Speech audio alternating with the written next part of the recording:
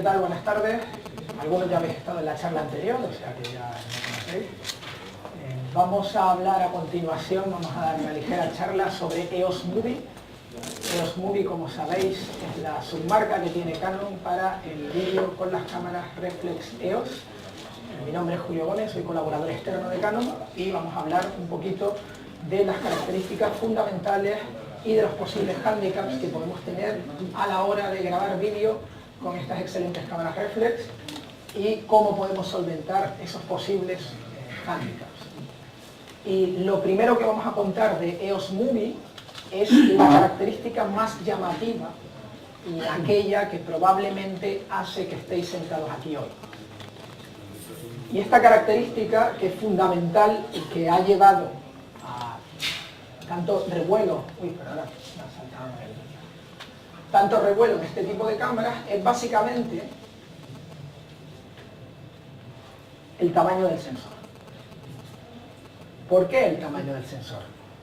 Porque si os dais cuenta, normalmente el tamaño que utilizamos en el sensor de una cámara de cine digital o el tamaño de una emulsión fotoquímica en cine, como es el paso vertical y no horizontal, es aproximadamente de un 22×18. Es decir, que salvando 3 milímetros es exactamente el área de captación que tiene un sensor APS-C de una cámara reflex. Es decir, que incluso con cualquier cámara reflex con sensor APS-C, cualquier cámara de la serie EOS de iniciación ya tiene un tamaño de captura con el sensor muy parecido, prácticamente el mismo, que un formato cinematográfico. Y de ahí que el aspecto, que el look sea tan cinematográfico. Los tamaños de sensor, esto es los que habéis estado antes, vais a ver que se repite, los tamaños de sensor en este tipo de cámaras nos permiten e influyen en la imagen de varias maneras. ¿De qué forma? Bueno, aquí tenemos una comparativa entre lo que habitualmente serían sensores que se utilizan en vídeo y los que se utilizan en fotografía reflex. En amarillo vemos los sensores de 1/3. Esto es lo habitual normalmente en las cámaras semiprofesionales o cámaras también compactas. Y también en las semiprofesionales tenemos o bien tamaño de 1/2, que es el que veis en magenta, o bien tamaño de 2/3, que ya es el tamaño que se suele usar en edición broadcast, en cámaras de televisión de plató, que lo veis tranquilamente en Cian. Pues bien, luego tenemos el 4/3 y demás, pero como podéis ver, en rojo ya tendríamos el tamaño del APS-C. Es decir, una diferencia muy grande, muy considerable. Y el full frame directamente sería todo el rectángulo gris que podéis ver en la imagen. Todavía hay una diferencia mayor de tamaño. ¿Y en qué influye esto realmente en la imagen? Influye en varias cosas. En primer lugar, algo que todo el mundo normalmente asocia con los tamaños de sensor, influye en la profundidad de campo. Todos sabemos que cuando tenemos un sensor mucho más grande, a diafragmas muy abiertos, la profundidad de campo es mínima.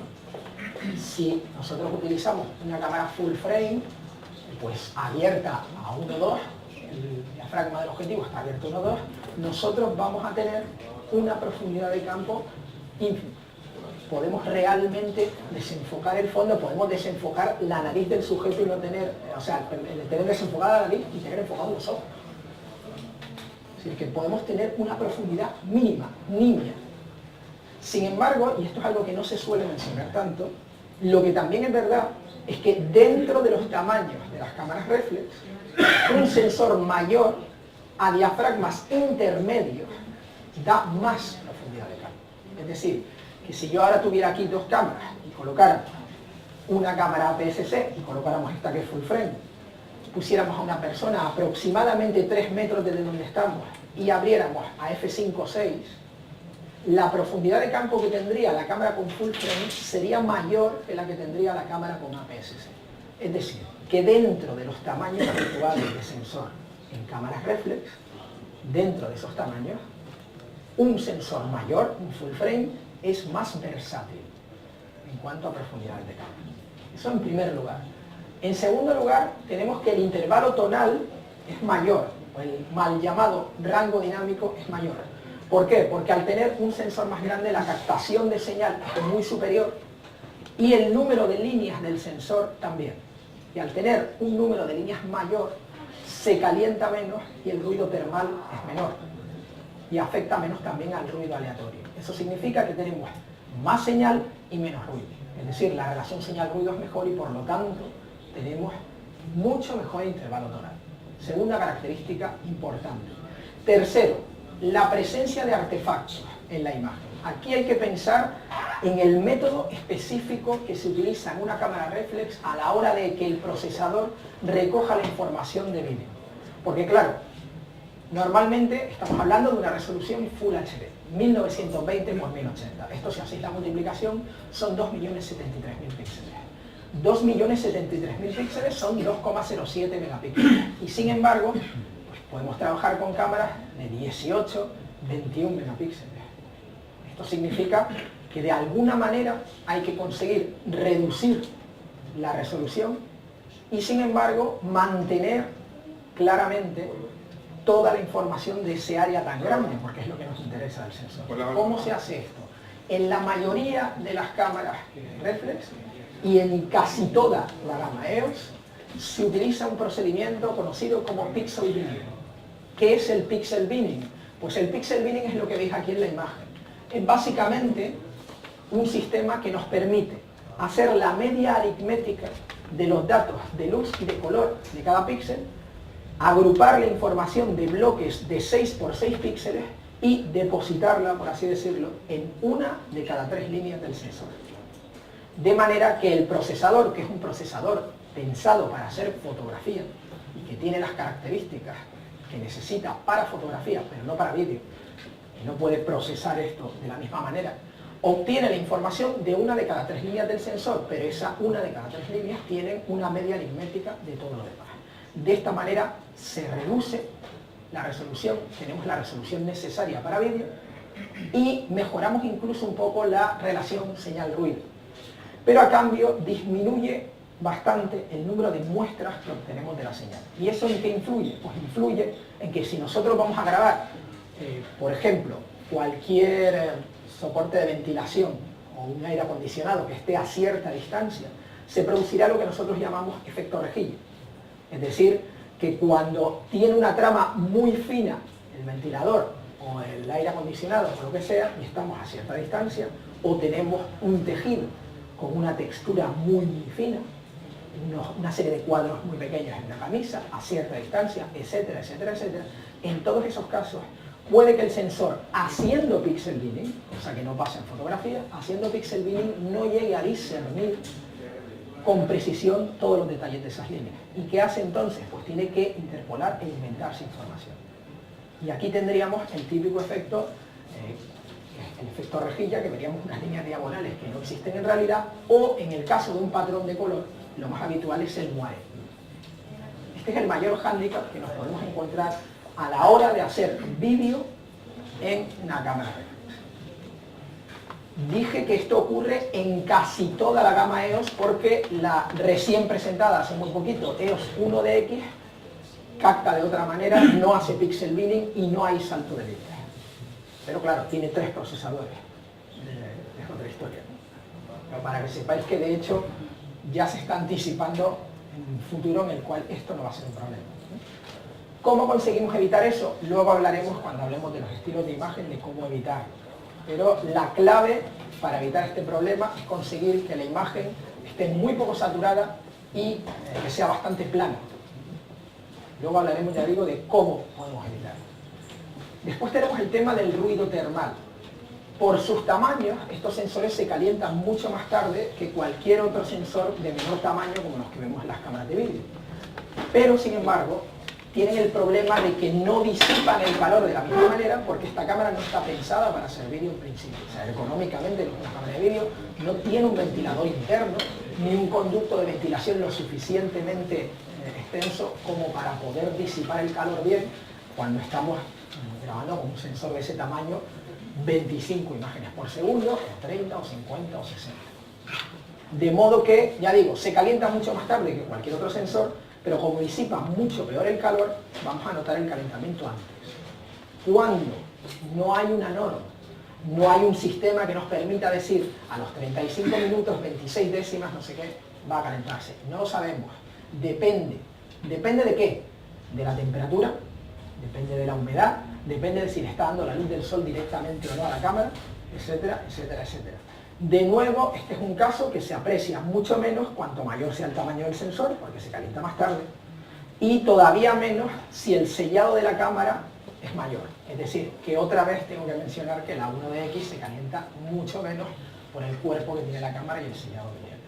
Esto es fundamental que lo tengáis en cuenta. Y por último tenemos el tema del rolling shutter. Hemos hablado antes de él, pero lo repito.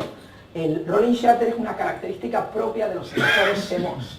Se debe a una divergencia entre la velocidad de lectura y la de escritura y sobre todo en la forma de leer y de escribir que tiene después de pasar por el buffer, por la especie de memoria caché que tiene el procesador de cámara. ¿Cómo funciona esto? Funciona de la siguiente manera. A la hora de leer se va leyendo por líneas de resolución. Línea 1, línea 2, línea 3, línea 4. Pero a la hora de que esa información se grabe en vuestra tarjeta de memoria, se graba la imagen de un fotograma completo. La discrepancia entre una cosa y otra, que aumenta cuanto más lenta sea la tarjeta vuestra, implica una serie de defectos en la imagen posibles. Dos, para ser exactos, en este tipo de cámaras. Uno, la exposición parcial. Es lo que ocurre cuando alguien dispara un flash, por ejemplo. Y lo que suele pasar aquí, debido a esta discrepancia, es que se ilumine únicamente un pequeño cuadrante de la imagen durante medio segundo y vemos como ese haz de luz blanco va subiendo por la imagen. Esto dura menos de un segundo y si es un flash no es desagradable y no molesta demasiado. Es una cosa que prácticamente lo vemos, nos extraña, pero no nos damos cuenta. Pero en realidad es bastante peor de lo que parece, porque si en vez de una tenemos 24 personas disparando todo el tiempo, pues no va a dar problema. Si hay mucho flash, vamos a tener un problema serio en la imagen. Pero bueno, es un mal menor al lado del segundo. El segundo problema, que es el que más preocupa a todo el mundo, es el llamado efecto gelatina. ¿Y qué es el efecto gelatina? Pues el efecto gelatina consiste en que cuando nosotros hacemos un barrido a cierta velocidad, o bien una panorámica, sobre todo sobre nuestro propio eje, todos los objetos que en la imagen deberían ser verticales empiezan a fimbrearse como si fueran un flan o una gelatina. Y si tenemos la cámara en un lugar fijo como un trípode y pasa por delante un objeto o un sujeto a cierta velocidad, lo que deberían ser líneas verticales pasan a ser líneas diagonales. Por ejemplo, el vídeo que vais a ver a continuación, pasan dos autobuses y fijaos, sobre todo en el segundo, en las ventanas, como lo que debería ser en realidad vertical, es ligeramente diagonal. Esto que habéis visto es efecto gelatina provocado por rolling shutter. ¿Qué hay que hacer para evitar el rolling shutter? Bueno, si de verdad es algo que os molesta muchísimo, que la mayoría de las veces no es algo que sea tremendamente horrible, pero si os molesta mucho, se puede corregir. Hay una serie de plugins que permiten corregirlo. After Effects, por ejemplo, tiene uno para corregir el rolling shutter que va muy bien, que se mataron pensando para denominarlo, se llama rolling shutter. Y está bien porque es fácil de encontrar. Y bueno, se puede corregir. Hay algunos programas que ya directamente, programas de edición como por ejemplo Final Cut Pro X, que ya tienen incorporada una corrección de rolling shutter automático y demás. Y luego hay maneras de mejorar esto en la fabricación, evidentemente. Pues de nuevo, en la 1DX la menciono constantemente porque es el último escalón por ahora de la gama Reflex de Canon que hace vídeo. Pues bien, en este caso lo que se ha conseguido es un sensor con unas velocidades de lectura muchísimo más rápidas, de 16 milisegundos, con lo cual el rolling shutter queda muy atenuado, sin necesidad de corrección a posteriori. Eso por un lado. O sea que ya digo, todo esto tiene que ver con el tamaño del sensor, directa o indirectamente, lo bueno y lo malo. Básicamente lo bueno con el tamaño del sensor y lo malo, los handicaps, no con el tamaño del sensor en sí, sino con el hecho de que usemos ese sensor en una cámara de fotos para hacer vídeo. Esta es la idea. De lo siguiente que vamos a hablar es de cómo jugar un poquito con el color. Al fin y al cabo, el vídeo consiste en contar historias. Es una narrativa, no vamos a hablar de narrativa hoy, pero sí que importa el color para contar la historia. Es decir, nosotros podemos cambiar completamente el tono, el detalle de la historia, modificando sutilmente los colores de esa historia. Por lo tanto, deberíamos tener el mayor control posible sobre el color en nuestra imagen. Parte de ello se puede hacer en grabación, parte de ello se debe hacer en postproducción. Vamos a hablar en principio de qué cosas podemos cambiar en una cámara de la gama EOS para modificar el color en grabación y ayudarnos a la hora de tener ese control y de saber cuál es la historia que queremos contar y cómo contarla. Hay tres formas muy básicas de contar con el color. La primera, evidentemente, es una modificación del balance de blanco, o la utilización en sí del balance de blanco. Ya sabéis que la cámara tiene una serie de automatismos, pero lo más importante de todo es que si las circunstancias lo permiten, y no tenéis que hacerlo a toda velocidad, podáis hacer un balance de blancos manual. Es decir, que cojáis una carta de blancos, miráis con la cámara, exactamente igual que en fotografía, hacéis una foto, vais a balance de blancos personalizado, dirá que escojáis cuál es, escogéis la foto que tiene el blanco este que hemos sacado, la carta de blancos calibrada, por favor, no un folio, no un traje de novia, no una pared blanca, porque eso no es blanco real. Esto, me vas a perdonar, esto usa una serie de componentes químicos para conseguir este color. Esto no es blanco. Y nosotros no podemos distinguir las dominantes ultravioletas que surgen, pero el sensor de vuestra cámara sí. Entonces, resulta que las personas que salen en la imagen, pues salen azules. Hay que tener mucho cuidado con eso. O sea, que por favor, una cartita de blancos, que seguro que Pep lo sabe. ¿Cuánto cuesta una carta de blancos? Muy poco. Muy poco, 30 euros, algo así. Va en serio. Entonces, esto y medimos manual siempre que podamos. Ahora, que resulta que vivimos en el mundo real, que hay que ir corriendo, que no podemos hacer esto. Pues bien, aquí yo recomendaría siempre que utilicéis el modo Kelvin de las cámaras, que es este de aquí. El modo Kelvin. ¿Por qué el modo Kelvin? Porque es un modo que nos permite modificar la temperatura de color en grados Kelvin en pasos de 100 en 100. ¿Y esto para qué puede venir bien? Puede venir bien para multitud de ejemplos. En primer lugar, pongamos que estamos en un almacén o en una oficina en la cual hay dos fluorescentes en el mismo plafón y cada uno de ellos tiene una temperatura de color diferente. Esto suele pasar. Uno es warm y otro es daylight. No hay manera de medir ahí ni manual, mides manual, mides en un punto nada más, ni de medirlo automáticamente sin que se vuelva un poco loca la cámara. Aquí viene muy bien el modo Kelvin porque nosotros encontramos el equilibrio, directamente lo vemos en pantalla y decimos, vale, aquí, tantos grados Kelvin. Lo puedo modificar y salvar eso. Derivado de esto, estamos en un sitio donde hay una fuente de luz natural, por ejemplo una mesa, hay un despacho con una mesa, una ventana que da exterior y entra luz natural y además tenemos luz de tungsteno encima. Dos temperaturas de color completamente diferentes. Nos está entrando a lo mejor 5500 por aquí y tenemos 2800, 2900 encima de la mesa. La combinación de esas fuentes no hay manera de medirla así, pero llegamos nosotros a un equilibrio y decimos, pues 4300 aproximadamente. Y vemos que queda la imagen que nosotros queremos conseguir. Si estamos trabajando en exteriores sin iluminación artificial y resulta que nos encontramos con que hay una puesta de sol, está amaneciendo, está anocheciendo y nosotros no estamos allí por lo bucólico de la puesta de sol, sino que hemos llegado a esa circunstancia porque nos ha tocado, estamos grabando a esa hora y ocurre.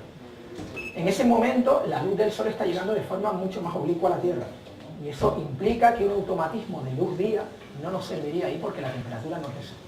Así que, modo Kelvin y salvamos otra vez la imagen. Que ocurre todo lo contrario, aunque en realidad el motivo es parecido. Estamos en un país más cerca del Ecuador que el nuestro. Y nos encontramos con que la luz viene prácticamente perpendicular todo el día, te ataca desde arriba, desde abajo, rebota por todos sitios. Pues ahí evidentemente tampoco te va a dar un automatismo de luz día. Así que, de nuevo, modo Kelvin, etcétera, etcétera. Por último, una cosa muy interesante es que podemos emplear este modo Kelvin para falsear la temperatura de color. El alcalde de Villamascuerzo del Morrazo nos encarga un corporativo sobre la nueva fuente del ayuntamiento. Se ha gastado todo el presupuesto municipal en la fuente de ese ayuntamiento porque él vive en el ayuntamiento y queda precioso por las mañanas cuando se levanta, pero quiere vendérselo al pueblo para que el contribuyente no se moje. Así que dice, quiero un vídeo corporativo que muestre lo cálida que es la luz que he puesto y es precioso y demás. Y uno mira allí y esa luz cálida maravillosa, en cuanto enciendes la cámara pasa a ser una luz naranja bastante horrible. ¿Qué hacemos ahí? Pues mides y dices, aquí debe haber 7000 Kelvin. Bueno, no pasa nada, porque yo puedo poner el modo Kelvin, 3200, el agua ya es blanca, la luz es blanca, perfecto. Hay que tener mucho ojo con esto. Esto se puede hacer única y exclusivamente si no hay personas en el plano. Si hay personas en el plano, al día siguiente ve el vídeo del alcalde y dice, es fantástico, es exactamente lo que quería, la fuente le ha dado preciosa. Pero ¿por qué todos los que están alrededor parecen intoxicados? Porque están como azules, verdes, unos colores extrañísimos. O sea que mucho cuidado con esto último. Hay que tener cuidado. Pero todo esto nos permite el modo Kelvin, usarlo. Usarlo es una opción creativa que os va a dar muchas ventajas a la hora de trabajar. Y es una opción que Canon te permite. Segunda herramienta importante, la herramienta del desplazamiento del balance de blancos, que también la tenemos en el menú de cámara. Es algo que cuando hacemos fotos y disparamos en RAW nos da absolutamente igual, porque no lo necesitamos. Pero aquí no estamos trabajando en RAW. En este vídeo no estamos trabajando en RAW y estamos trabajando con 8 bits. Es como si estuviéramos disparando 25 JPG por segundo. Necesitamos que el color sea preciso y necesitamos corregir dominantes. ¿Para qué sirve esta herramienta? Bueno, pues esta herramienta nos permite, con el mismo multicontrolador directo de la cámara o con el dial posterior o con el más, podemos ir cambiando dentro de ese cuadrante, como veis ahí, con los colores básicos y sus complementarios, podemos ir cambiando la situación y sustituyendo, cambiando las dominantes. Esto nos sirve para dos cosas. Primero, para evitar que haya una dominante concreta en la imagen que no nos interesa. Pero segundo, y más interesante, nos sirve para dar el tono que nosotros queremos en la historia. En la imagen tenemos un ejemplo de un boxeador que está saltando a la comba mientras se está preparando para un combate. Y la temperatura de color es exactamente la misma en las 4 imágenes que veis. Exactamente la misma. ¿Qué hemos cambiado aquí? Pues el desplazamiento. Y esto, que parece una tontería, nos está contando 4 historias diferentes. En la primera hemos optado por meter una dominante ligeramente amarilla, como podéis ver. Los colores son más vibrantes, él está preparado y lo que vemos es a un señor que va a ganar el combate, que se va a comer al contrario. Nada va a poder contra él. Y de fondo ponemos Rocky 3. Qué típico. Bueno, esto es lo que vemos en la primera imagen, ¿de acuerdo? En la segunda imagen lo que hemos hecho es meter una dominante más bien tirando hacia el azul y el magenta. Bueno, pues ya no es tan vibrante el momento ni el gimnasio, pero vemos a un profesional sacrificado, a una persona que levanta troncos, a un hombre que trabaja duro y que va a conseguir ese...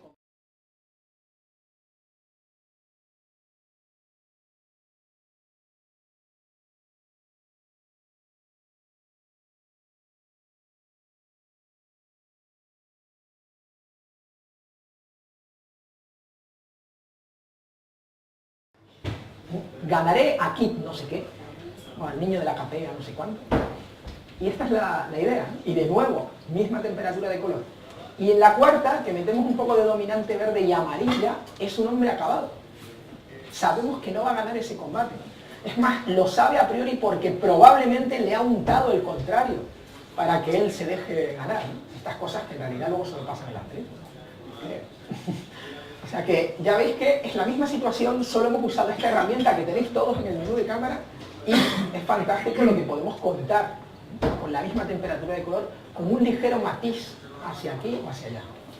O sea que esta es una segunda herramienta muy importante que nos ayuda a establecer el tono de la historia.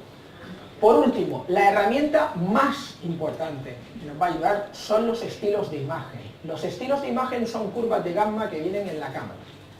En todas las cámaras de la gama EOS tenéis mínimo 6 estilos de imagen. El normal, el retrato, el monocromo, el fiel, el paisaje, etc. Bueno, en cada uno de ellos podemos cambiar a su vez 4 parámetros. Nitidez, contraste, saturación y tono de color. Y esto nos permite bastante juego. Pero hay que reconocer que los 6 estilos de imagen que vienen por defecto en las cámaras están pensados para fotografía. Tienen características específicas para ayudarnos en las situaciones en que nos vendrían bien para hacer fotos, tanto unos como otros. Y ninguno de ellos está pensado, en principio, para vídeo. Y por eso suelen ir bastante contrastados y con una saturación normalmente alta. Salvo el neutro, que es básicamente la información estándar que llega al sensor tal cual, sin alterar la curva de Gauss. Pero todos ellos, incluyendo el neutro, están pensados para captación fotográfica. Pero afortunadamente, hace ya unos cuantos meses que Canon, en colaboración con Technicolor, presentó un estilo de imagen específico para vídeo. Y ese estilo de imagen se llama CineStyle. El CineStyle es una curva logarítmica, es decir, que nos permite tener toda la información de los medios, tener las altas luces menos saturadas, que los blancos no clipeen, y tener los negros más o menos contrastados a nuestra voluntad, pero con detalle. Que haya realmente una gama de grises suficientemente amplia, que no queden los negros empastados, que no crujan esos negros cuando los vemos luego en la imagen y queden los bordes marcados y machacados y tengamos ruido de muestreo. Pues todo eso lo evita el CineStyle. El rango dinámico, por lo tanto, siempre dentro de los 8 bits, el rango dinámico es más amplio. Esto se puede descargar gratuitamente de la web de Canon y de la web de Technicolor. Y allí podréis descargar dos cosas. Primero, lo que es el estilo de imagen, que se carga en la cámara directamente con el EOS Utility, que es un programa que viene en ese disco que todos tiráis cuando la compráis. Y ya digo, se carga este estilo y también se carga, lo podéis descargar gratuitamente, una LUT. ¿Qué es esto de LUT? LUT significa Lookup Table.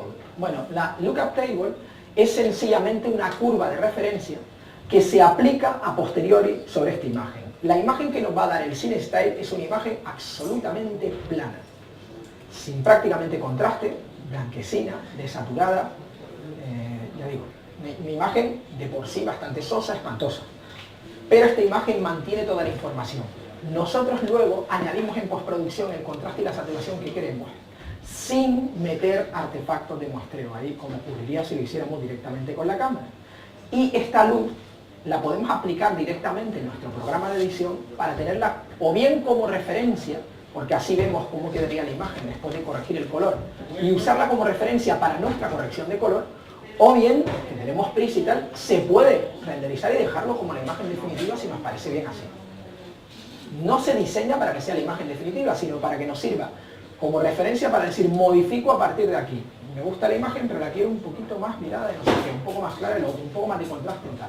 O sea que en principio es una referencia, pero mucha gente la utiliza como imagen final, porque ya es válida, ya es perfectamente válida en la mayoría de los casos. Aquí hay dos recomendaciones que Canon y Technicolor han hecho con este estilo de imagen. En primer lugar, trabajar con una serie de ISOs recomendados. Y estos ISOs son, como podéis ver ahí, múltiplos de 160. ¿Por qué? El ISO nativo de estas cámaras es ISO 100. Y los pasos son pasos completos, 100, 200, 300, 400, etc. Aunque vosotros en el menú pues podéis elegir un medio y un tercio de pasos. ¿Qué ocurre a 160? Que es como tener un ISO 200, pero con un 20% menos de saturación de la señal. Es decir, una imagen pristina, sin ruido, con mucho menos ruido. A cambio, utilizar un 160 en lugar de un 200 implica que perdemos un poquito de rango dinámico. Pero como esto lo estamos usando con el CineStyle, que ya nos ha ampliado bastante más, el rango dinámico compensa perfectamente. Y tenemos un muy buen rango dinámico y una imagen sin ruido. Por eso los múltiplos de 160. O sea, no son el ISO nativo, pero funcionan mejor combinados con el CineStyle. O sea que estaríamos hablando de 160, 320, 640, 1250, 2500. ¿Podéis trabajar en 5000? Sí, sería el siguiente múltiplo. Pero ya ahí evidentemente el ruido sería notable. O sea que más o menos hasta 2500 con el CineStyle podemos trabajar bien. Segunda recomendación, poner esos valores dentro del estilo de imagen. Nitidez a 0, contraste -4, saturación -2. Por defecto ya vendrán todos menos la saturación, que vendrá a 0. O sea que lo único que tendréis que hacer es variar la saturación de 0 a -2. Y esto es para evitar el moiré. Evidentemente con este estilo es muchísimo menos frecuente el moiré, mucho menos frecuente el muestreo en general. Y luego una recomendación harto importante. Si vais a usar el CineStyle, tened en cuenta que la imagen definitiva no es la que veis en la pantalla. Va a ser una imagen más contrastada luego. Por lo tanto, si medimos la luz, si exponemos, si abrimos el diafragma con el CineStyle en el LCD, luego cuando apliquemos la luz vamos a ver que está todo subexpuesto, está todo negro. O sea que hay que exponer en neutro, que es realmente tal cual llega la imagen al sensor, ahí medimos, ahí exponemos, ahí abrimos diafragma, colocamos el ISO, lo que queramos, y antes de empezar a grabar cambiamos a CineStyle y entonces grabamos. Os tiene que dar igual si en ese momento os parece que está todo quemado o que no pasa nada, porque la imagen definitiva está mucho más cerca de lo que habéis visto en neutro que de lo que estáis viendo en CineStyle. Vamos a ver un ejemplo, aunque aquí no se nota demasiado, pero bueno. Tendríamos la imagen en neutro, aquí tendríamos cómo estaría la imagen con CineStyle. Como veis hay mucho menos contraste, pero hay detalle en toda la imagen.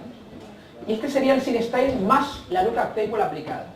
No es el neutro, pero tenemos una imagen contrastada con buena saturación y además tenemos detalle en las sombras, cosa que no teníamos en la otra.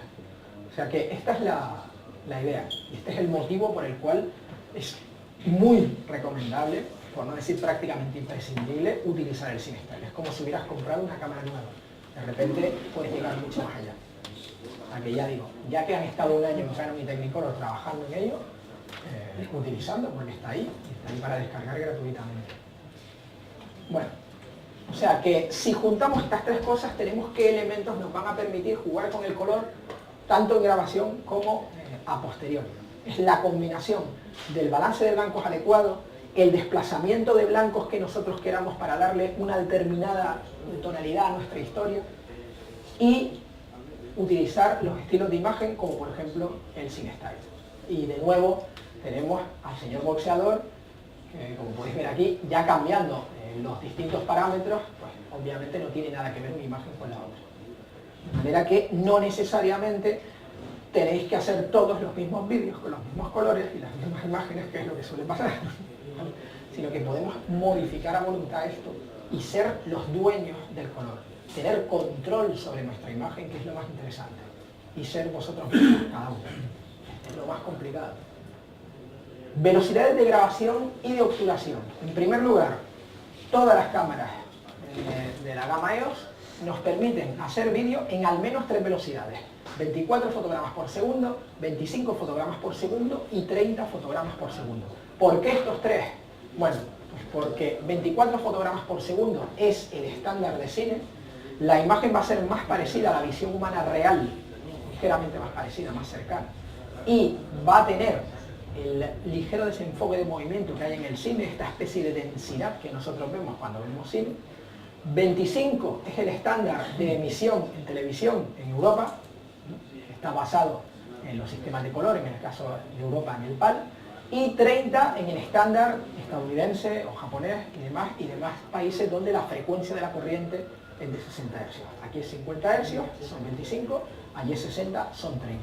O sea que por eso tenemos esas 3 velocidades. Pero además, y esto es mucho más importante, hay que considerar la velocidad de obturación. La velocidad de obturación, como veis ahí, depende del fenómeno phi. El fenómeno phi es un fenómeno fisiológico que determina que nosotros veamos movimiento. El movimiento es una ilusión óptica. El desplazamiento en el espacio existe, pero el movimiento es una ilusión de nuestro cerebro. Básicamente recibimos información de una cantidad específica y muy grande de imágenes fijas por segundo y el cerebro se satura, tiene un límite perceptual, se satura y es incapaz de distinguir los huecos que hay entre esas imágenes y por ende vemos movimiento. Insisto, el desplazamiento es real y existe. Nuestra interpretación del desplazamiento es esta. Pues bien, para conseguir igualar en la medida de lo posible a la visión original del ojo humano, en el cine se utilizó desde el principio un sistema de obturación central, es decir, un disco 360 grados, obviamente, abierto por la mitad, de manera que es un ángulo de obturación de 180 grados. Y nosotros vamos viendo cómo este disco se va moviendo y tenemos imagen, hueco, imagen, hueco, imagen, hueco.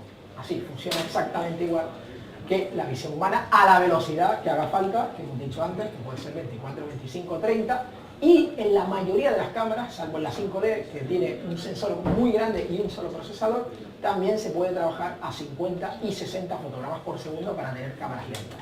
Si trabajáis en Europa y luego vais a convertir a 25, lo ideal es hacerlo a 50 y no a 60, porque podría haber desincronía luego.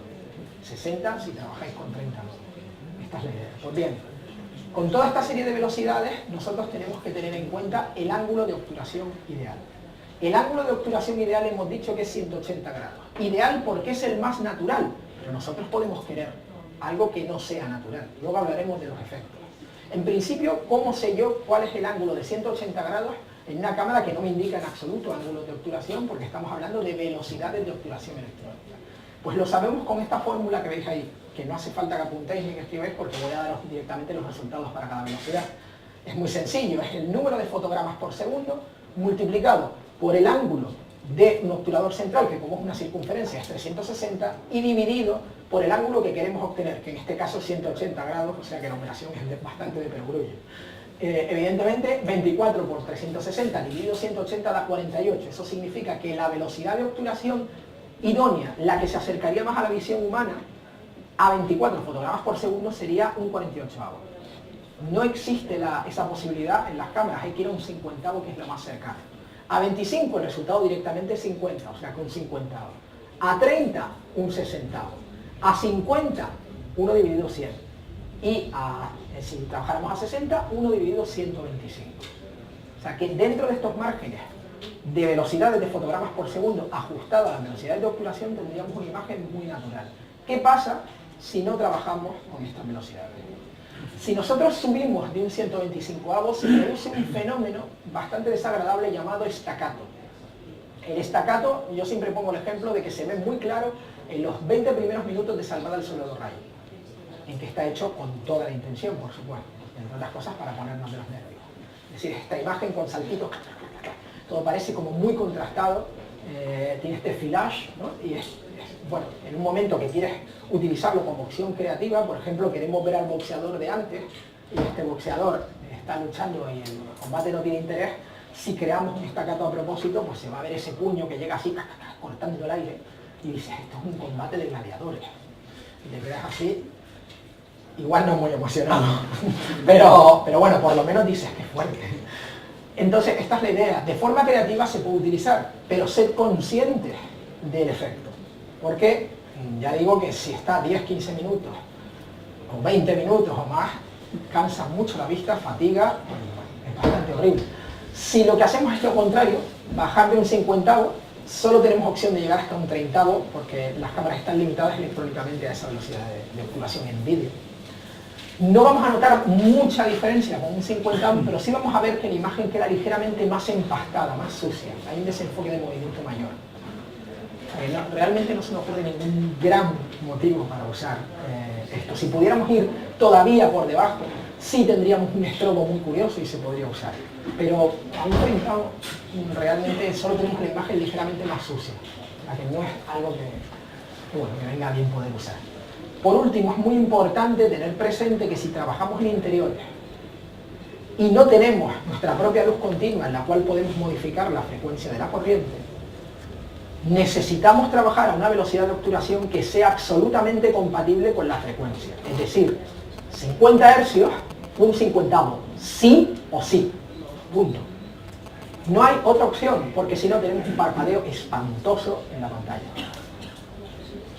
Y esto no es corregible. Esto es así, tal cual.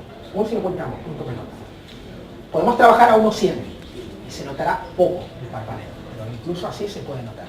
O sea que la idea es esta. Si os dais cuenta, en la mayoría de las ocasiones, el 50avo es obligatorio, casi siempre. Porque si queremos una imagen medianamente natural, y la mayoría de las veces la vamos a querer, y la mayoría de las veces no vamos a ir con luz continua por ahí y demás, pues viene bien el tema del 50avo, sí o sí. O sea que en vídeo hay que pensar siempre en vez de estar jugando con la velocidad de obturación y la abertura de diafragma, ISO y la abertura de diafragma.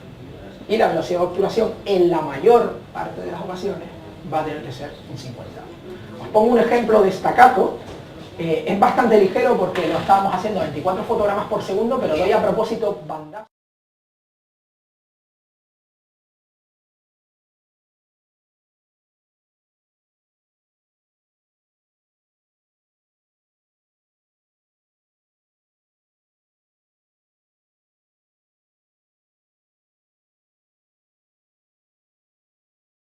¿Lo habéis visto? El staccato, os dais cuenta de lo que es. Cuanta más alta sea la velocidad de fotogramas por segundo, más notorio es el staccato a misma velocidad de obturación. O sea que estoy a 24 fotogramas por segundo, se nota un poco.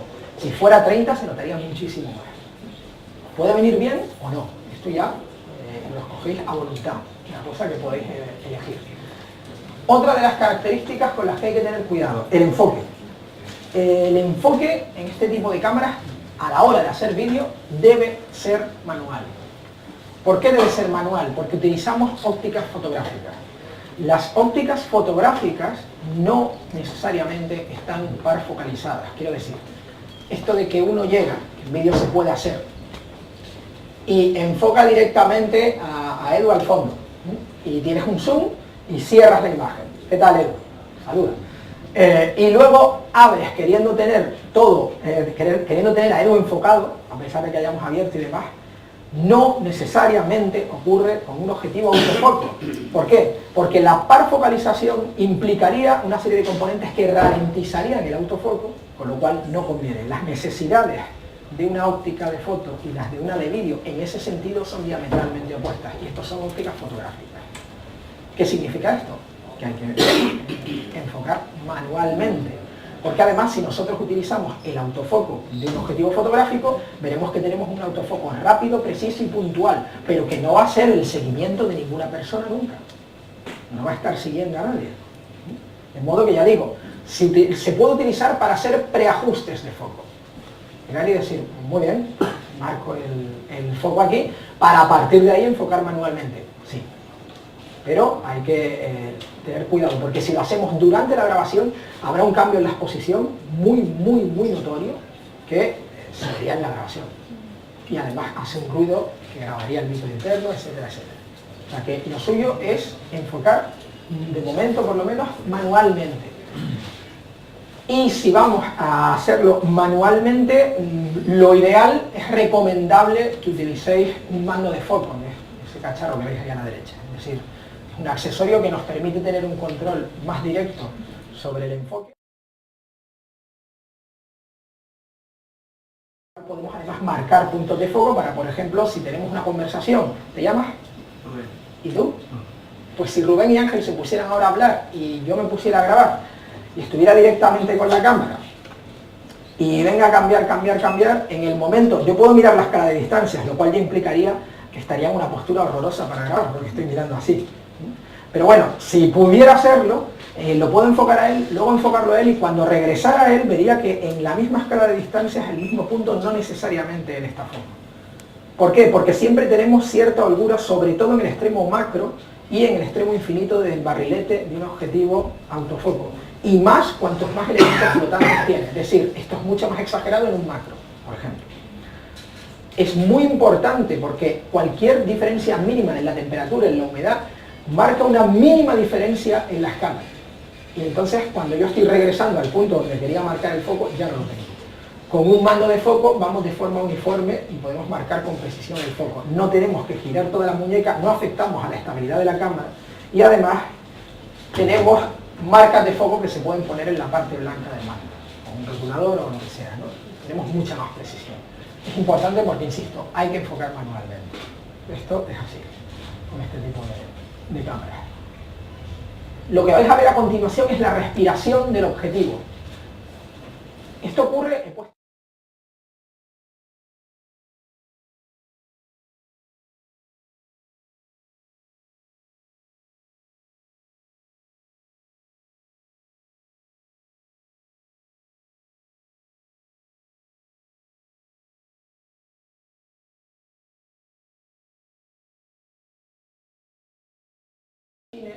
y pensados para vídeo, corrigen esa respiración en la medida de lo posible.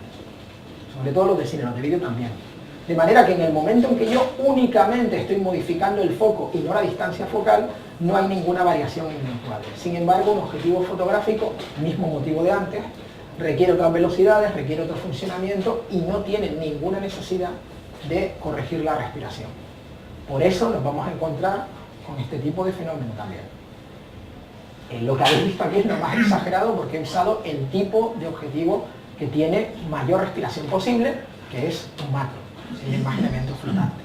Entonces, pues ten presente esto, que la respiración también está ahí. En cuanto a la estabilización, esto es importante también. Me encanta ver la cara que ponéis todos cuando veis el 1200. Pues todo el mundo pone una cara curiosa. Bueno, ¿qué ocurre con la estabilización? En primer lugar, en el momento en que nosotros activamos la estabilización en un objetivo que disponga de ella, va a funcionar en todo momento. No hay problema. Si estamos sobre un estativo, si la tenemos en mano, por favor, activadlo, etcétera, etcétera, no hay problema. Pero hay un problema si ponemos la cámara en un trípode, porque entonces el más mínimo desplazamiento será interpretado por el estabilizador del objetivo como una vibración no deseada y va a intentar corregirlo. Esto significa que tendríamos luego en la imagen una serie de tirones espantosos que no se pueden corregir en post. O sea que en el momento en que nosotros pongamos cualquier objetivo fotográfico con la cámara sobre un trípode, hay que quitar el estabilizador, hay que desconectar. Sé que los objetivos, por ejemplo, a partir de determinados teles, sabéis que Canon permite, entre otras cosas, hacer un seguimiento. Es decir, que si lo ponemos el estabilizador en modo 2, implica que puedo seguir a una persona con un monopié para hacer la foto y que solamente va a corregir un tipo de vibración que es esta y no esta. Pero incluso así no es lo suficientemente rápido para vídeo, con lo cual ni siquiera con ese modo, eso sirve para fotos, pero no sirve para vídeo. Incluso en ese modo, no os preocupéis, no va a haber movimiento, está en un trípode. Quitad la estabilización, es fundamental que hagamos esto, ¿vale? Porque si no, aquí sí que va a dar unos tirones bastante horribles y no se va a poder corregir. El audio es otra de las cosas que hay que tener muy presentes. Las cámaras tienen un micro interno. El micro interno de las cámaras está pensado para servir como audio de referencia. No está pensado específicamente para que grabemos el audio con ellas. Nos va a servir luego para otra cosa que diremos, pero ¿cuál es el problema que tiene? Simplemente que es interno. No tiene nada de malo el micro, pero al ser interno, cuando yo directamente muevo o desplazo el dial, que se oye, en cámara pasa a ser clac, clac, clac, clac. Lo mismo pasa con el dial superior, lo mismo pasa con cualquier botonadura, cualquier dial que esté cambiando acción o lo que sea durante la grabación. Esto es un problema, porque evidentemente todo esto queda grabado en el micro. Soluciones varias. Evidentemente hay que acudir a algún tipo de microfonía ajena a la cámara. De todos modos, salvedad que hago aquí, de nuevo voy a mencionarla, en la EOS 1DX, este dial posterior tiene una superficie táctil capacitiva. De manera que nosotros podemos modificar incluso el audio manualmente de la cámara sin realmente accionar, sino pasando el dedo por encima. Con lo cual ya no hacemos ruido. Bueno, otra característica más, las cosas van mejorando, lógicamente.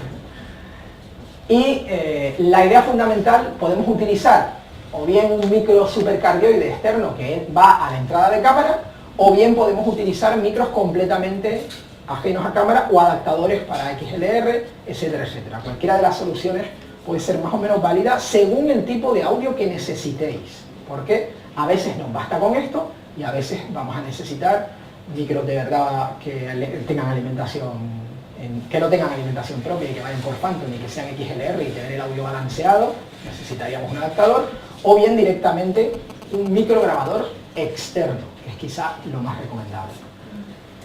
En toda la gama EOS hay algunas cámaras que tienen la posibilidad de grabación manual de audio, que son la EOS 1DX, la 5D Mark II, la 60D y la 600D. Las restantes, por ahora, no disponen de esta posibilidad. ¿Qué significa esto de la grabación manual? Bueno, pues que tenemos unos búmetros en la imagen, como veis ahí, con 64 subniveles, a partir de 4 niveles de grabación, y podemos especificar manualmente ajustar el audio. Preajustar el audio, porque en el momento en que nos ponemos a grabar, no tenemos la posibilidad de ver los búmetros. Coletilla, salvo en la 1DX. que ya lo he incorporado. O sea, esto cada vez que os digo salvo en la 1DX, pensad, yo sé que parece cachondeo, pero pensad que es algo bueno, porque lo que significa es que todos estos problemas que hemos encontrado, Canon los escucha y aplica soluciones. Por eso es la última cámara que ha salido la que tiene el remedio. O sea que en el fondo, cada vez que digo esto de salvo la 1DX, es que las cosas están bien hechas. Pues ya digo, esta es la idea y los ajustes de audio que podemos tener.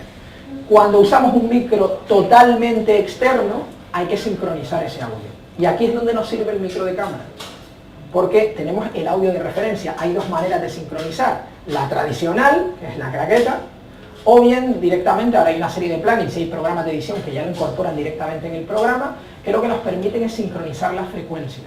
Es decir, cogen la imagen que viene con su audio de cámara y lo que hacen es encontrar exactamente la misma frecuencia, el mismo fragmento, pero con tu micro grabador externo, lo que tú has grabado por fuera, y lo sincronizan a la perfección. Con lo cual ni siquiera necesitaríamos la claqueta. O sea que se puede utilizar cualquiera de estos sistemas. Sobra decir que evidentemente para poder hacer esta sincronización de frecuencia, el micro de cámara ha tenido que grabar el audio que sea, con ruido, con saltos, con lo que queráis, ha tenido que grabarlo. Si tenemos una persona a 20 o 30 metros en un lado en el cual el micro de cámara no capta nada, no nos sirve de nada y hay que utilizar la claqueta sí o sí. O sea que tener siempre presente eso. Ya digo, esto sería el tema del control manual de audio, cómo podríamos utilizarlo y qué ventajas tendría.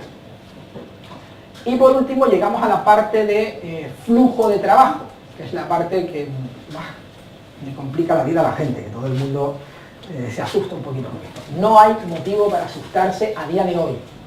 Esto era más complicado hace 6 meses, esto era más complicado hace un año, pero a día de hoy es increíblemente sencillo. ¿Por qué? La mayoría de los problemas que pueda haber con el flujo de trabajo se deben a lo siguiente, y es al códec que se está empleando. Para entendernos, yo siempre pongo el ejemplo de que penséis en un códec como en la manera más fácil que hay o más eficiente que hay de obtener la mayor cantidad de información en el menor espacio posible. Cuanto más eficiente es un códec, más nos permitirá almacenar en vuestra tarjeta de memoria sin deteriorar demasiado la calidad de imagen. Es como si yo ahora mismo tuviera aquí una maleta, la abriera y dijera, tengo que poner pues, la maleta del portátil, la 5 de Mark II, el cargador, el libro, etcétera, todo eso en una maleta de este tamaño, como la que se ha sorteado antes para los que hayáis venido antes. Bueno, pues ¿cuál es el problema? No cabe. Pero si yo desmonto el objetivo, quito la pantalla del portátil, voy separando los cables y voy haciendo encaje de bolillos, resulta que sí que cabe. Esto es lo que hace un códec. Un códec eficiente hace esto. El códec que se utiliza en estas cámaras es el H264, que a día de hoy es el códec más eficiente que hay en vídeo. Pero este códec es escalable, es decir, lo puede usar la cámara de Hello Kitty y lo puede usar una cámara de 250.000 euros de cine digital 444 y tremendo. ¿Qué pasa con esto? Que evidentemente dependerá de la cantidad de información que esté recibiendo, podrá hacer este trabajo mejor o peor. Podrá hacerlo de forma más eficiente o podrá ser un desastre con el mismo código. Pues bien, en este tipo de cámaras, ponía antes el ejemplo en el curso anterior, lo vuelvo a contar, tened en cuenta que una cámara compacta de definición estándar suele tener un flujo de datos de aproximadamente 5, 7, máximo 9 megabits por segundo. Una de alta definición compacta, 11, 17, 21, 24 megabits por segundo. Una de HDV ya semiprofesional, 25 megabits por segundo. Una de AVSHD 2, que es un formato nuevo, una variación de la AVSHD, límite 28 megabits por segundo. Bueno, en este tipo de cámaras tenemos un bitrate variable. ¿Por qué variable? Porque se utiliza para optimizar la calidad de la imagen. ¿En qué sentido? Si yo estoy aquí hablando con vosotros y no me estoy moviendo de esta esquina, normalmente me movería, pero es para que me vean la gente de internet, ¿qué tal? Bueno, pues porque es donde único llega la luz. Si yo estoy aquí constreñido en esta esquinita y apenas me muevo, resulta que mientras voy hablando con vosotros no hay una diferencia general en la imagen lo suficientemente grande como para necesitar un flujo de datos muy alto. Porque la mayoría de los píxeles, los del polo, los del pantalón, etcétera, se repiten, la iluminación es más o menos uniforme y se puede comprimir eliminando la redundancia de datos de luz y de color, tomando como referencia este píxel y que todos los que sean iguales desaparezcan. Y esto se hace con bastante tranquilidad. No pasa nada, se puede ser eficiente y se puede reducir bastante. Pero en el momento en que hay mucho movimiento, ya no coinciden tanto estos valores. Y al no coincidir tanto, nos podemos encontrar con que si el flujo de datos es muy bajo, hay un error de cálculo en el movimiento de los píxeles y nos encontremos con lo que ocurre en la TDT, estos cuadraditos así de grandes, que salen en la imagen en cuanto hay un poquito de movimiento. Pues este es el problema de un flujo de datos bajo. Bajo digo, pues eso, el de 3,5 o 4,5 megabits, etcétera, etcétera, etcétera. En estas cámaras el bitrate, ya digo, es variable porque varía según las necesidades. Si hay mucho movimiento, sube y si no, baja. Pero ronda entre los 41 y los 48 megabits por segundo. Es decir, que para su gama y desde luego para el precio de cámara no vas a encontrar nada que tenga ese bitrate. Y este bitrate del que estoy hablando, una vez que se suma el audio, el bitrate original de vídeo solamente son 38 megabits por segundo, al añadirlo otro, entre 41 y 48, dependiendo del número de procesadores de la cámara. Salvo en la 1DX. La 1DX tiene específicamente dos tipos de compresión. Una compresión mucho más baja para poder almacenar más en la tarjeta, de 18 megabits por segundo, que se llama compresión IPV, y una compresión con mucha mayor calidad que solamente tiene cuadros SIG, es decir, no tiene que calcular la diferencia de movimiento entre un fotograma y otro porque cada fotograma tiene su información propia, exclusiva. O sea, lo que solemos llamar All-I o All-I. Es decir, que con este flujo solamente en vídeo ya tenemos 44 megabits por segundo y la profundidad de color es superior y demás. O sea que aquí tenemos más información. De nuevo, solo en la 1DX por el momento. Entonces, teniendo en cuenta esto, el problema que hemos dicho que mucha gente se encuentra con el flujo de trabajo es que su ordenador no se entiende con el códec. No se trata de que vuestro ordenador no sea lo suficientemente potente, de que vuestra tarjeta gráfica no sea adecuada, no se trata de eso. Se trata sencillamente de que es como si nosotros hubiéramos cogido, siempre pongo ese ejemplo, una vaca, un cerdo, un tomate, una lechuga, y le hubiéramos dicho al H264 que aprovechara lo mejor de cada una y acabáramos con un sándwich. Y que de repente vuestro programa de edición o vuestro visualizador abriera la nevera esperando encontrarse una vaca, un cerdo, un tomate y una lechuga y se encuentra un sándwich. Y no reconoce que ahí hay un trozo de cerdo y de vaca y de tomate y de lechuga. Con lo cual, en el tiempo que tarda en darse cuenta y decir, ah, ¿qué era esto? Resulta que os encontráis con drop frames, saltos en la imagen, etcétera, etcétera. Esto pasa normalmente con todos los visualizadores, el QuickTime, VLC, etcétera, etcétera. Los hay mejores y peores. Simplemente porque no se están entendiendo. Por eso, a la hora de editar hay que pasar de este códec de adquisición, de este H264 que es tan eficiente a la hora de captar, a un códec de edición que sea mucho más amigable para poder montar sin problemas.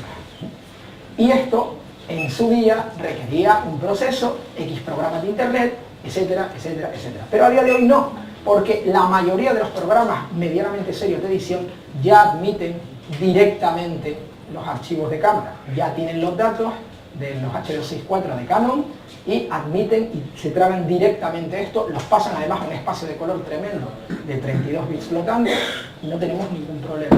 Podemos trabajar directamente. Que queremos transcodificar de todos modos a un códec que es de nuestro programa de edición en concreto y va a ir más fluido, también te lo hace directamente el programa de edición. O sea que a día de hoy voy a mencionar luego una serie de programas que ya lo hacen directamente, ya desde hace unas cuantas versiones. Otra cosa muy importante, fundamental del flujo de trabajo es el soporte en el que almacenamos el vídeo. Las tarjetas, Compact Flash o SD. Primero, la velocidad. Mínimo, si trabajamos en Compact Flash, por favor, mínimo Ultra DMA clase 6 y una velocidad de 30 megabytes por segundo. Si trabajamos con SD, mínimo también clase 6 y yo diría que lo más recomendable es que por lo menos clase 10 para evitar algún que otro problema. Pero con clase 6 se puede trabajar. Hay dos tipos de límites en estas tarjetas. Las tarjetas de memoria flash vienen formateadas en un regalo del Pleistoceno que se llama FAT32. El FAT32 no permite pasar información de más de 4 gigas en un solo archivo. ¿Y eso qué significa? Pues con el códec habitual en estas cámaras, eso significa 12 minutos en HD. Es decir, que yo puedo hacer un plano secuencia sin cortes de máximo 12 minutos en HD. Porque llegado ese tiempo, la tarjeta dice, hasta aquí hemos llegado, no puedes seguir con el archivo. El procesador de una cámara de vídeo que trabaje con tarjetas, lo que hace es abrir otro archivo en el fotograma siguiente y seguir grabando. Pero estos son procesadores de cámaras de fotos, no están dedicados a esto. Y por lo tanto, si la tarjeta dice basta los 12 minutos, basta. Salvo en la 1DX, que nos abre directamente otro archivo. ¿Vale? Otra cosa que se ha corregido. Bueno, afortunadamente. El segundo límite sigue existiendo incluso en la 1DX.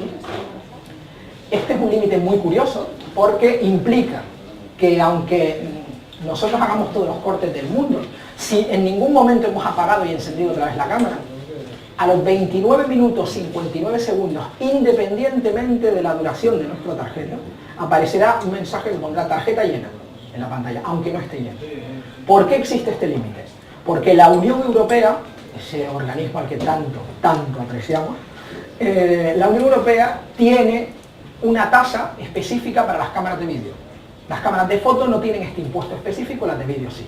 Y considera legalmente cámara de vídeo a cualquier accesorio, cacharro, artilugio, dispositivo que grabe vídeo durante 30 minutos de forma ininterrumpida. Así que 29 minutos 59 segundos o las cámaras valdrían como un tercio más.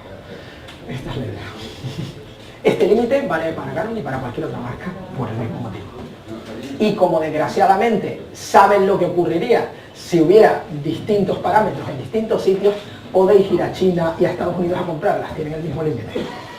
Aunque realmente, o sea, imaginaos que por encima ellos estarán diciendo vaya con los europeos, porque solamente es responsabilidad de la Unión Europea este límite. Pero es así porque si no, imaginaos, no comprarían el equipo, todo el mundo cogería aviones. Pues esta es la idea. Y por eso es el segundo límite. El primero, ya digo, en la 1DX ya no existe. Así que esta es la idea con las tarjetas.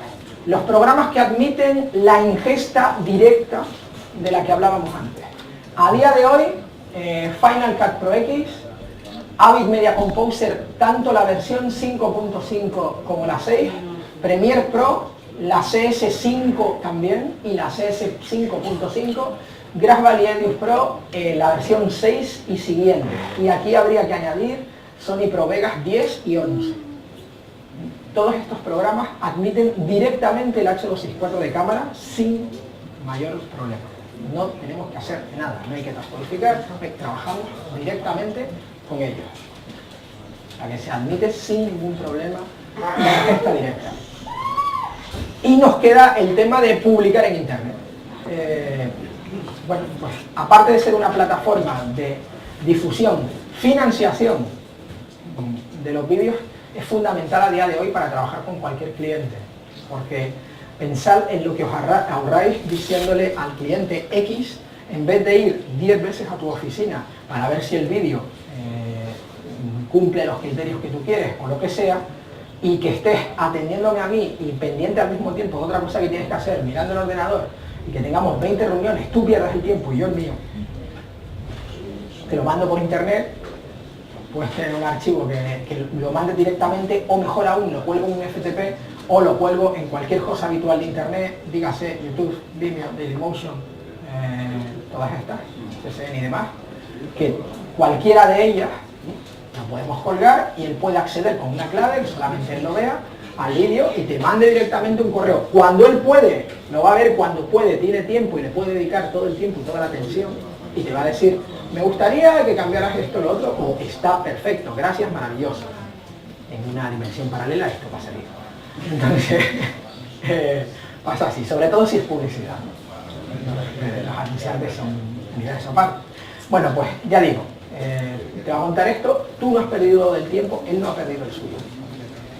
Y se trabaja de manera mucho más rápida. O sea que hoy en día, por el motivo que sea, diversión, que quieres que lo vea tu hijo, que no sé qué, no hay motivos para no utilizar internet, básicamente. O sea, hay que estar. Y como hay que estar, todos los programas de edición directamente nos permiten exportación con distintos parámetros. Si queréis curaos en salud, hay un programa gratuito, vale para PC y para Mac, y sirve y es compatible con cualquier máster, que se llama MPG Stream Clip, y nosotros ahí, con escoger simplemente una compresión en H264, porque hay que volver a comprimir en H264 para que en internet la cosa, para empezar, suba y luego el que la vea no lo vea a pedales, y limitar la tasa de datos, que esto es algo que nos suele permitir el Stream Clip o cualquier otro programa. La tasa de datos, si trabajamos en Full HD, debería ser de 10.000 kilobits por segundo. Es evidentemente muy inferior a lo que hemos tenido en cámara originalmente, no es el máster, pero nos va a permitir verlo en internet de forma fluida y con suficiente calidad. Y otra cosa muy importante es que jamás uséis un escalado entrelazado, porque hemos grabado en progresivo. O sea que hay programas, por ejemplo el Stream Clip, que os permiten esta posibilidad del entrelazado y muchas veces viene por defecto. Quitadlo, ¿vale? Porque si no tendríamos un problema. Ahora, en la mayoría de los programas de los que acabo de hablar antes, os encontraréis con una ventana como esta, que en vez de estar viendo al Stream Clip, pues ya dice compartir en YouTube, Facebook, Vimeo, CNN, bla, bla, bla.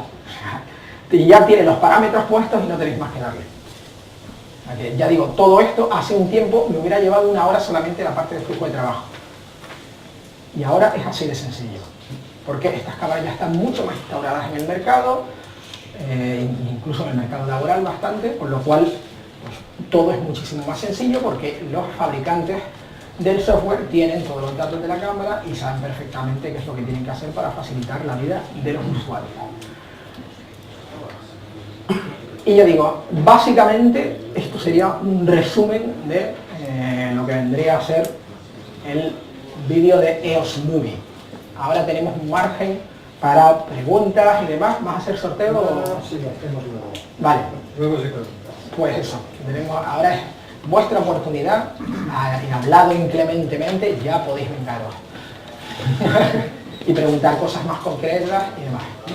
Mira, una pregunta. Nosotros, bueno, yo grabo siempre, nosotros somos vídeo aéreo, Sí. por lo tanto tiene mucha vibración, turbulencia. ¿Qué sería el parámetro? O sea, velocidad 1.50. Porque otra cosa es que me interesa grabar a alta, porque precisamente luego lo pasamos a lenta, para quitar un poco el... Bueno, evidentemente si grabas a 50, la velocidad de obturación ideal sería 1.100. Y si no, tendrías estacato. ¿Hasta dónde puedes soportar el estacato o no? El parámetro, si me lo preguntas, se llama giroscopio. Pero, sinceramente, una solución que te parecerá una perogrullada, pero yo la he usado y ha dado resultado, es una almohada de pluma realmente gruesa, que dentro de lo que cabe te va a permitir tener otra estabilidad en cámara. Porque el problema es que no es algo que vayas a poder corregir en la cámara. Aunque trabajes más rápido siempre vas a tener esa vibración, y además trabajar a 50 cuando no quieres cámara lenta, a ver qué haces. Entonces este es el problema. Yo sinceramente iría a una solución externa, ya digo, me parece una tontería, pero lo de la almohada funciona. Eso, y que claro, depende de dónde estés, porque yo normalmente en vídeo aéreo siempre digo que el operador es más el piloto, que es el que Bueno, realmente son robots, no es un helicóptero. ¿Eh? Son robots, no es un helicóptero. Ah, vale, vas con Como vale, helicóptero, entonces es más complicado, claro. Es más difícil. Claro. Porque Venía un estabilizador. además estás más sujeto a... Sí, hay giroscopios pequeñitos. Sí, lleva giroscopio, o sea, va controlado, pero Sí, claro, sí, pero aún así... la Es que dirección claro, no, ahí no. en primer lugar el viento te afecta mucho más. Y es bastante complejo. O sea, son cámaras que no están pensadas para eso. Luego depende del rig exacto que estés utilizando, porque hay rigs que madre mía, o sea, que dices, esto compensa lo que sea, ¿no? Hay auténticas barbaridades, pero normalmente no es tan sencillo. Y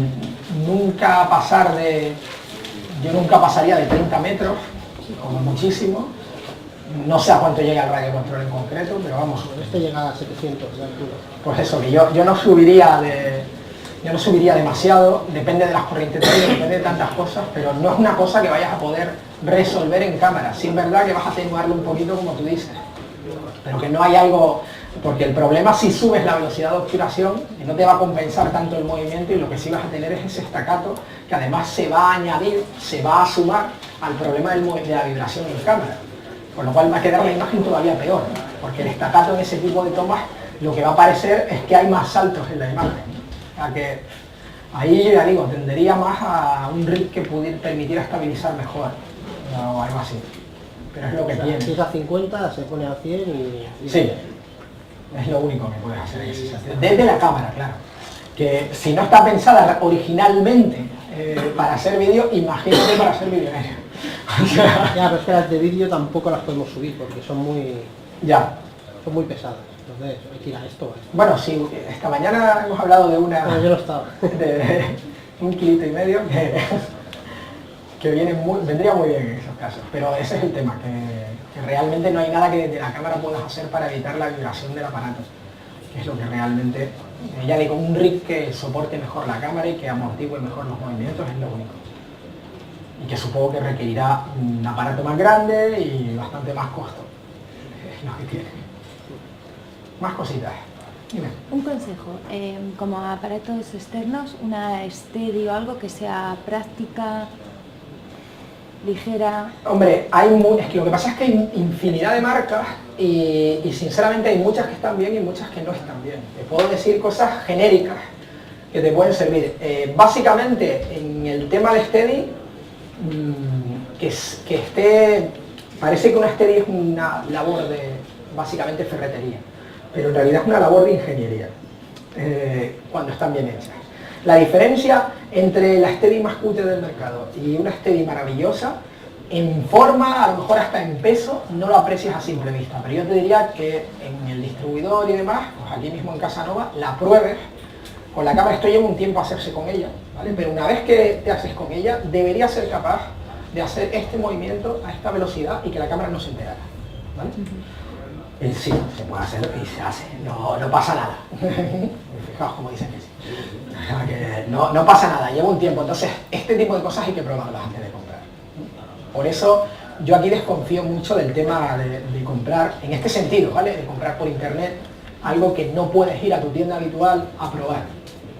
Porque tienes sí, dices, me ha costado 300 euros menos, pero en vez de costarme 700 me ha costado 300, por ejemplo. Sí, pero esos 300 pueden ir a la basura directamente, y los otros sabes que no, porque lo has probado. Entonces, yo lo que te diría es que cualquier tipo de accesorio lo pruebes. Luego cómpralo donde quieras, pero pruébalo. Y eso solo te lo va a dar la tienda física. Eso es así. Momento que aprovecho para contaros que aquí en Casanova, por si queréis profundizar más, tienen este libro de Carl Lancaster sobre cine DSLR, ya que por fin han empezado a traducir algunos de los libros, hasta ahora siempre había que ir fuera, y que nos habla un poquito, entre otras cosas, de cómo utilizar la estabilización, también nos habla de la calidad de luz, de cómo trabajar con actores, o sea, va un poco más allá de la técnica pura y dura, ¿vale? O sea que lo tenéis ahí, me lo acaban de traer ellos para decirme que por fin está traducido y está muy bien, lo podéis comprar ahí. Solo un pequeño detalle contestando lo de la Steady, que arriba si queréis lo podéis probar. Tenemos una que se llama Fluidcam, precisamente, ya lo veréis, además de un precio bastante razonable de lo que hay en el mercado, y la podéis probar. E incluso podéis preguntar a compañeros míos para que os den una dirección, un link a través de la web.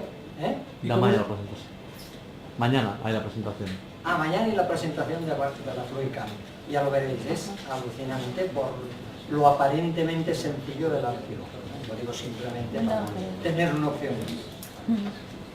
¿Más cositas? El tema de los modos de la cámara. ¿Qué puedes decir? ¿De manual, automático, prioridad de velocidad? En toda la gama se puede utilizar únicamente o bien el modo programa o bien el modo manual para la grabación de vídeo, salvo en la EOS 1100D, en cuyo caso es automático sí o sí, no tienes opción, ¿vale?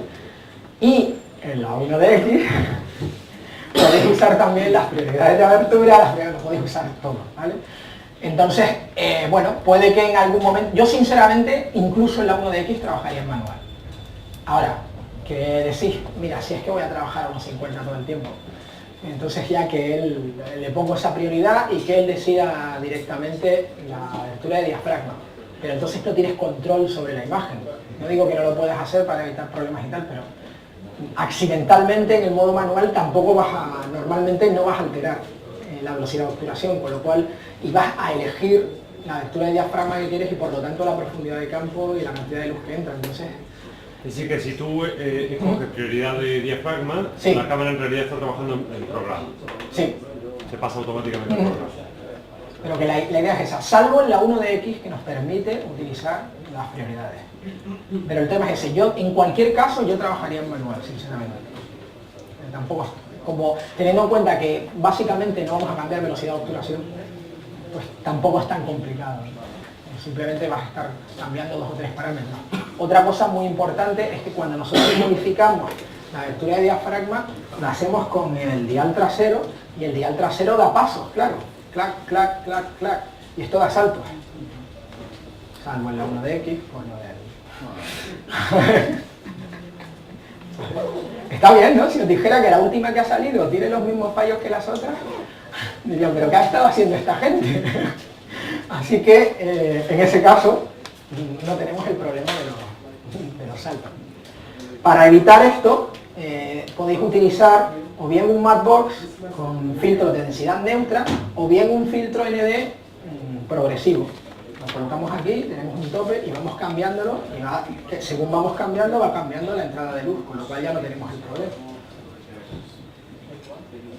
¿Más cositas? Una pregunta, ¿qué es mejor? ¿Trabajar directamente con una H64 o pasarlo a ProRes? Yo paso a ProRes, por temas de fluidez. Más que nada, porque sé que en el caso concreto de ProRes que el final va a ir bien con el H264, pero va a ir más fino con ProRes. Podrías trabajar, porque lo pasa en espacios de 32 bits flotantes, con lo cual si te sobra puedes trabajar sin problema con el H264 directamente, con la última versión de Final, no con la anterior.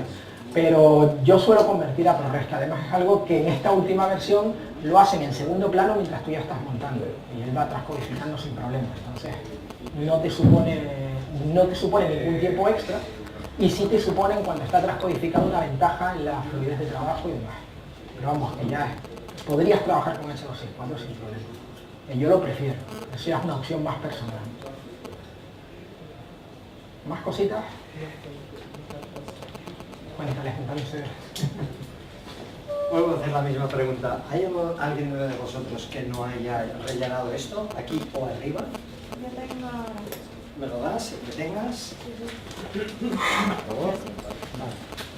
Otro más. Ya está, ¿no? Un segundo, pues... principios de abril, principios de abril, así en principio parece ser que está a la venta sobre principios de abril. Ah, eso cuéntaselo a ellos que estarán encantados, ¿no? ¿Sí?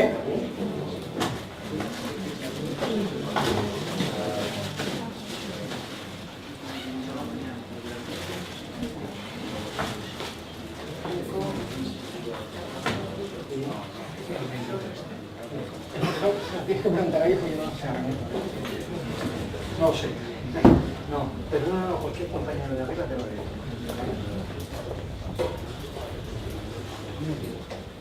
Bueno, pues nada, sorteamos 10 bolsitas, ¿vale? 5 pequeñas de estas, de Canon,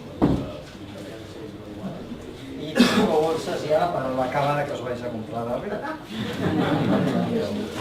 ¿De acuerdo? Entonces, ¿se aceptan solo dos? Sí.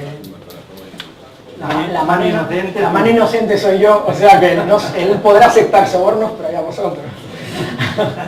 A quien tenéis que ser. Vamos con las bolsas pequeñas, ¿vale? Bueno, vamos con eso. ¿Podéis decir más arriba, más abajo? Va a darle un poco de emoción al tema, ¿no? Vamos a ver. Jenny Meneses Enríquez. Soy yo.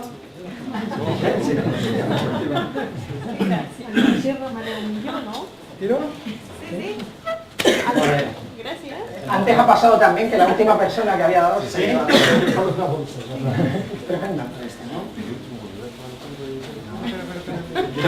Permiso mismo. lado. Y es para Laura Chacón Giral. ¿Laura? Laura se fue, Laura no está.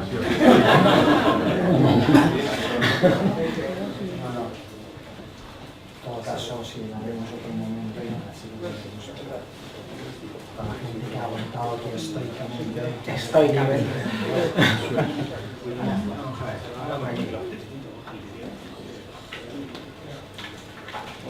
María González López. Para allá que va. Y las féminas están arrasando, ¿eh? De momento no ha salido ni un solo chico. Eso que sois mayoría. Es que cuando coges tienes credibilidad, ¿eh? Es que no soy nada inocente. Increíble. Vamos por la parte del centro que habrá alguno. Hay dos, ¿eh? ¿Hay dos? No, hay uno. Ah, sí. ¿Qué pone aquí? Margarida Nadal. Margarida. Juro que no lo he hecho a propósito. Oye, hay tiempo, pero ya se sabe. Vale, sí, al final Es que si no sí que va a parecer tonto, ¿eh? las chicas pagáis más o algo.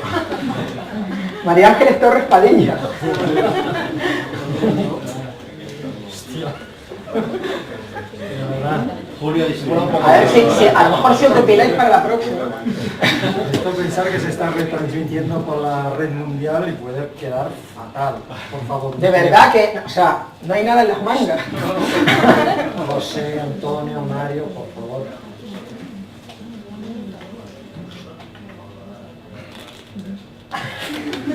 Domingo Gómez Alcaba.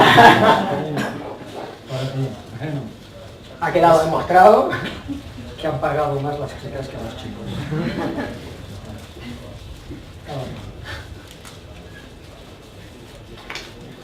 Bueno, Bueno, ya es que no paramos. Alex Blansaco García. Alex. Blansaco. Ya ves, ¿no? Sí, sí, Alex. Sí. No está, ¿no? No, Se ha ido con Laura. no está. ¿Qué vamos a hacer? Siempre podrán decir que fue una bonita historia de amor que comenzó en el curso de amor.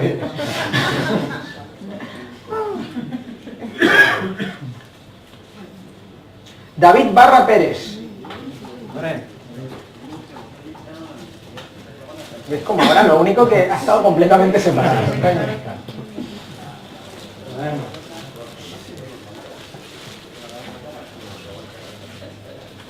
Eso no es regalo, es verdad que el promedio es más que la lotería, ¿eh?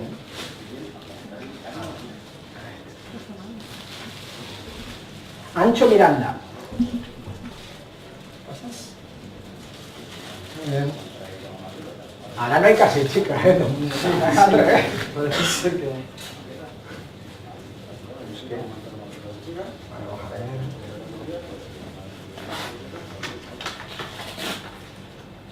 ver. Marina, es que no sé qué pone en el segundo. ¿Cuántas Marinas hay? Piñón. Sí.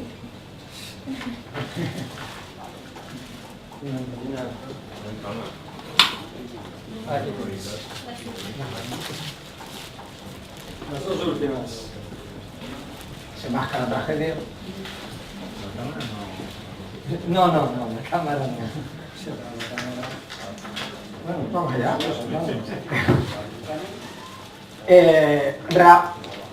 Espero que este apellido sea real, con perdón. Raúl Condón Soler. Es el don. ¿Es el don? Muy mal, lo siento. Ah, Me han dicho cosas peores, ¿eh? bien. Que podéis verlo, no sé si se puede hacer. ¿Tú qué dirías que pone ahí? Condón. Lo ha dicho otro inocente. Lo explicaré por otro. Y por último, Xavi Jiménez María. mira. Hala. Pues ya está, se acabó. Gracias por todo. Muchísimas gracias por venir, espero que os haya servido y ya sabéis cuál.